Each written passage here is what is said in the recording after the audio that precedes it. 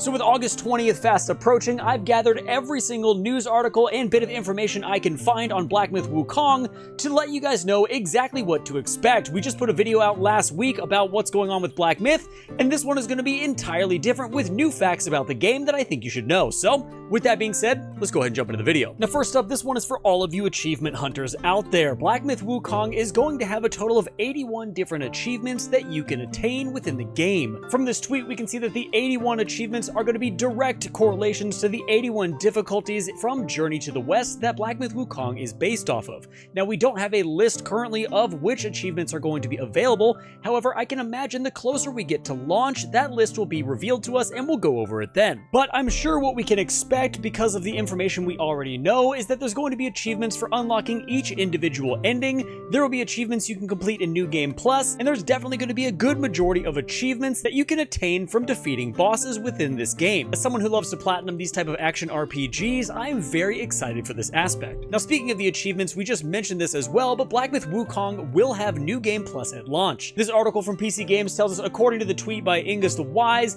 Black Myth Wukong will have New Game Plus at launch. It isn't clear exactly what this game mode will entail, but going from previous implements of New Game Plus, it will likely allow players to keep some of their abilities and gear from previous playthroughs and start anew. I personally love New Game Plus aspects within games. I enjoy the challenge, and I think it really helps out with the longevity of the game, because typically after single player games are done, people move on immediately. But if you add a New Game Plus aspect to it, you do develop a community that is very dedicated to the game and very dedicated to going after those 81 achievements that we just talked about. Now, I put out a YouTube short last week about this exact feature for Black Myth Wukong, and somebody commented that I shouldn't be praising a game for having New Game Plus at launch, and it should be a feature already added. I want you to know that I'm not praising this game for that. I just think it's an awesome feature. I do think that New Game Plus should definitely be standard for most action RPGs. Now, speaking of action RPGs, Black Myth Wukong is taking cues and notes from one of the best action RPGs to come out recently,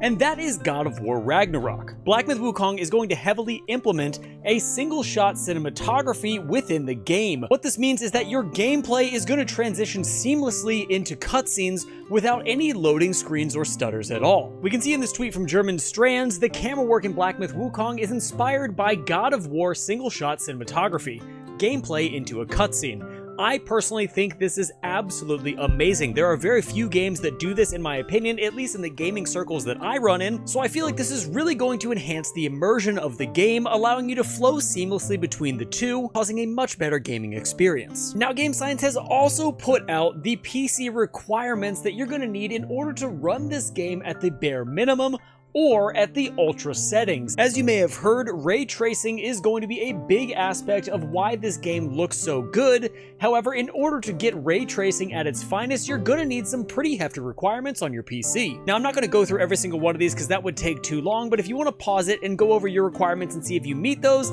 then you can go ahead and do that now. The next thing I wanna talk about is something new or newer that we found out about the combat within Black Myth Wukong. Obviously, we know it's very, very aggressive. There's no parrying system, and it's very Souls-like. However, what we didn't know is that you can perform what's called a perfect dodge. This is going to require you to dodge at the exact right time, causing an after image of yourself to show up, allowing time to slow down a little bit so you can get some massive hits off before time speeds back up to normal. These perfect dodges are also going to replenish your focus, which is kind of like your stamina, allowing you to get back in the fray and rewarding that perfect dodge. We saw something very similar to this within Lies of P anytime you got a perfect guard, so I'm really curious to see how this plays out within Black Myth. Now, by now, we've seen a ton of different transformations within Black Myth Wukong from all the trailers that have been released so far. However, what you may not have known is that the only weapon that you can use in this game is your staff, unless you use a transformation that has one. What I mean by this is there are certain transformations that are going to come with different weapons, but those are the only times that you're going to be able to use those particular weapons. Any other time we're playing as the Destined One, you are only going to be able to use that staff. And even though using one weapon sounds very dull, we can actually create new staves in order to get different attributes and skills within the game. There hasn't been a ton released about this yet, so I'm not going to talk too far on it because I don't want to draw a bunch of speculation and then all of it be wrong. However, what we did find out about the transformations is the fact that you can have multiple transformations in your spell slots, and if you're running low on health as the destined one, then you can transform into one of your different forms,